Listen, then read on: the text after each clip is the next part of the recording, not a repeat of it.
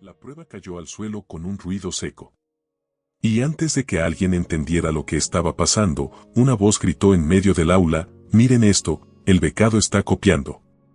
El papel fue arrancado de su mano. Roto. Y el chico solo se quedó ahí, inmóvil, con los dedos temblando, como si hubiera recibido un golpe sin que nadie lo tocara. El otro se rió fuerte. Se rió como quien ya había ganado. «Nunca vas a pasar por encima de mí. Tú no perteneces aquí». Y entonces vino la amenaza, baja, casi pegada al oído: «O pides disculpas ahora, o hago que desaparezcas de esta escuela hoy mismo». Pero lo que nadie ahí sabía, era que esa acusación había sido planeada. Y que, al final del día, una sola prueba no solo iba a revelar quién era el verdadero genio. Iba a revelar quién había estado manipulando todo desde el principio. Él no explicó nada. No se defendió. No porque fuera culpable, sino porque ya conocía ese juego.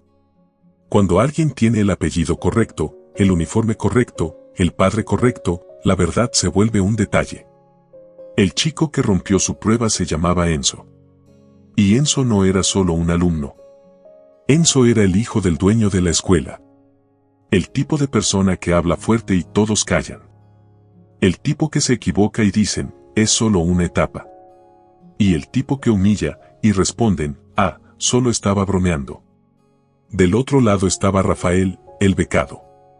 El chico que siempre se sentaba al fondo, que nunca hacía ruido, que parecía pedir perdón solo por existir. Ya había escuchado de todo: «Pobre, intruso, caridad, estás aquí porque te tuvieron lástima». Pero ese día, la humillación fue distinta. Venía con amenaza. Enzo había decidido que reírse no era suficiente. Quería expulsarlo. Y el aula observó. Hubo quien rió junto a él, solo para no convertirse en el siguiente objetivo. Hubo quien miró hacia otro lado, fingiendo no ver nada. Y hubo quien pensó: si a él lo están aplastando, imagina a mí.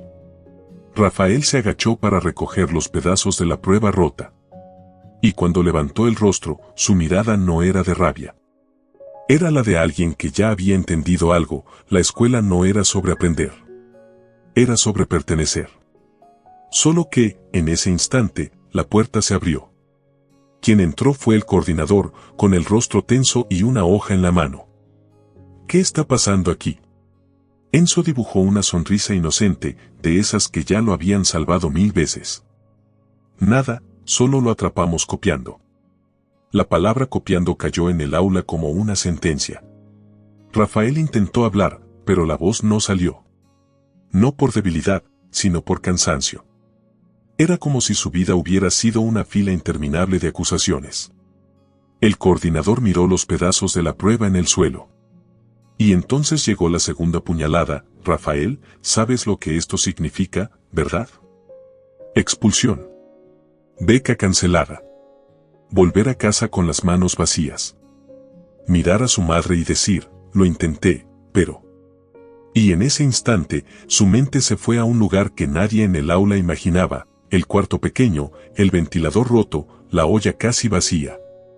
Y la promesa que se había hecho a sí mismo: «Yo voy a cambiarlo todo». Enzo se inclinó, casi susurrando: «Se acabó para ti». Pero el coordinador hizo algo inesperado. No gritó. No castigó. Respiró hondo y dijo: «Hoy, nadie se va antes del final». Y dejó la hoja sobre la mesa. Porque la prueba final decisiva empieza ahora. Rafael sintió que el estómago se le helaba. Enzo sonrió aún más, como si acabara de recibir un regalo. Esa misma noche, Rafael no cenó. No porque no quisiera, sino porque su cuerpo estaba en modo supervivencia. Abrió el cuaderno, pero las letras parecían escapar. La humillación se repetía en bucle: «No perteneces aquí». Su madre tocó la puerta, con voz baja: «Hijo, ¿pasó algo?». Y él respondió lo de siempre: «Nada, mamá. Solo estoy cansado». El tipo de mentira que uno dice para proteger a quien ya sufre demasiado. Miró al techo y pensó en desaparecer. No en morir, sino en borrarse del mundo, volverse alguien a quien nadie nota. Porque dolía menos. Pero entonces apareció el recuerdo de su padre, que se había ido demasiado pronto, dejando un vacío imposible de explicar. Y aquella frase que su padre decía cuando aún estaba: el mundo respeta a quien aguanta más de lo que debería. Rafael apretó los puños. Y abrió el cuaderno otra vez. Pero no estudió como los demás. Tenía una forma extraña, casi obsesiva. Tomaba una pregunta y la desarmaba como si fuera una máquina. Entendía el por qué, no solo el cómo. Y ahí ocurrió la primera revelación silenciosa: Rafael no era solo bueno. Rafael era diferente. Solo que nadie lo veía, porque el talento sin escenario parece invisible. Y cuando el reloj marcó tarde, susurró: mañana, no voy a suplicar. Voy a demostrar.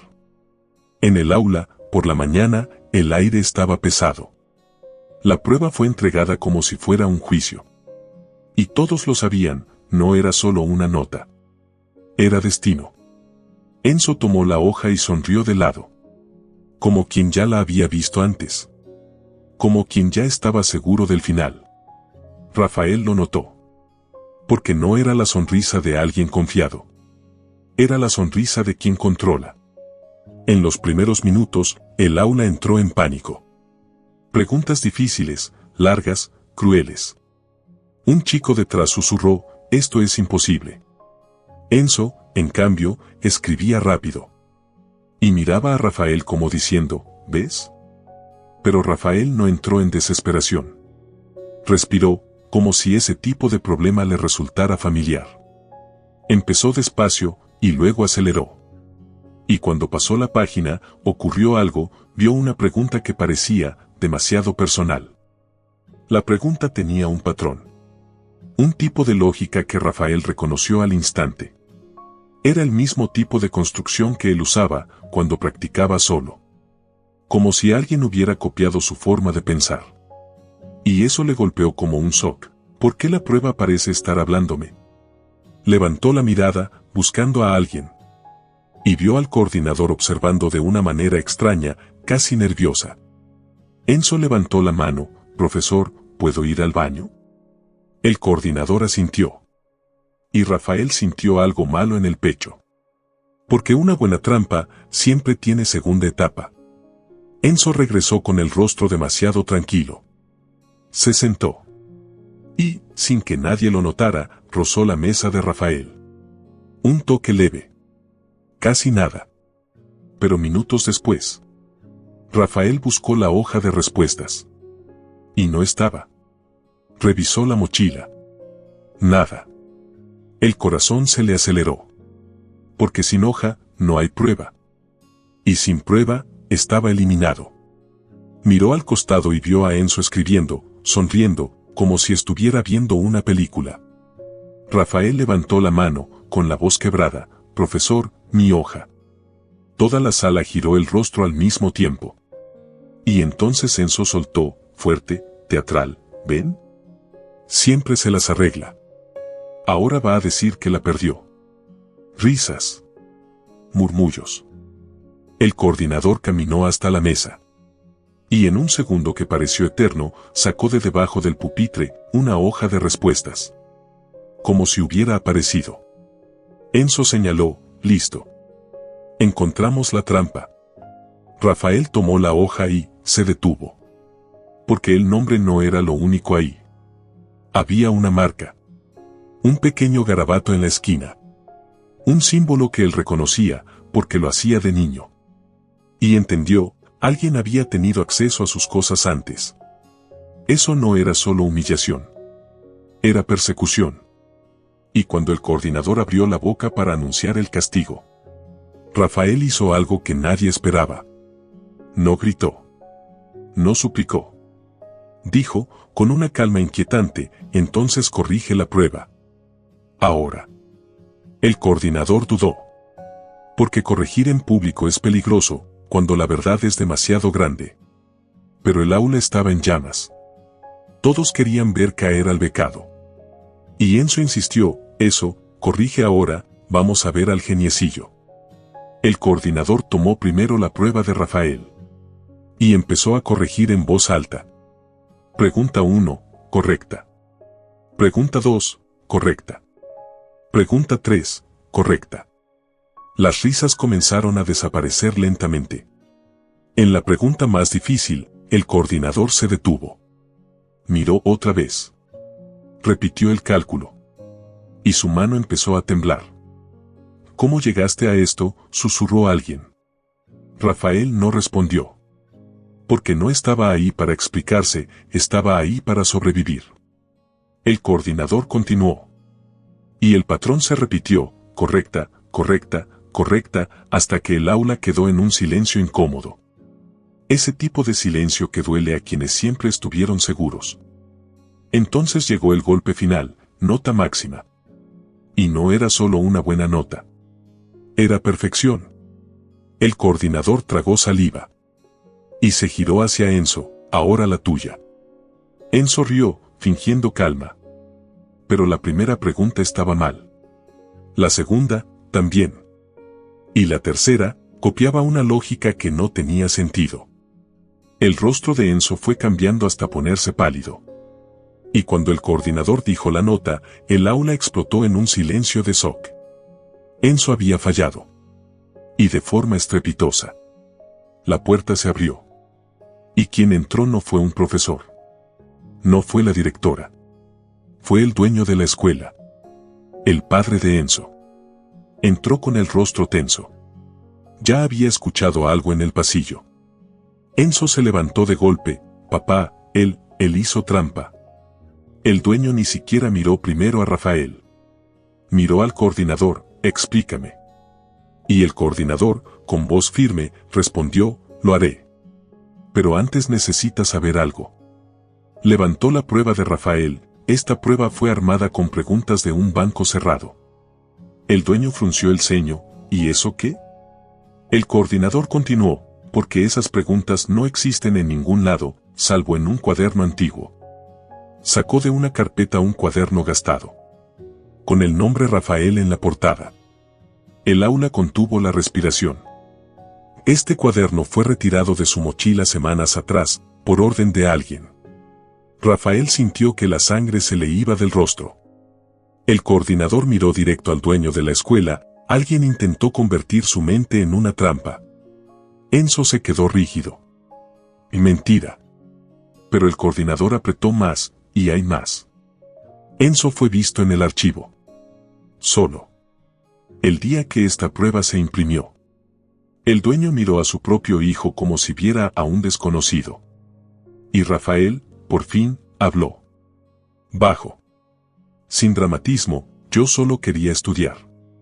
El dueño respiró hondo, como si la vergüenza tuviera peso físico. Y entonces vino la pregunta que lo cambió todo. Rafael, ¿quién te enseñó a pensar así? Rafael bajó la mirada. Porque su verdad no era bonita. Era dura. Dijo, nadie. Y fue lo más triste, y lo más poderoso al mismo tiempo. Nadie le enseñó.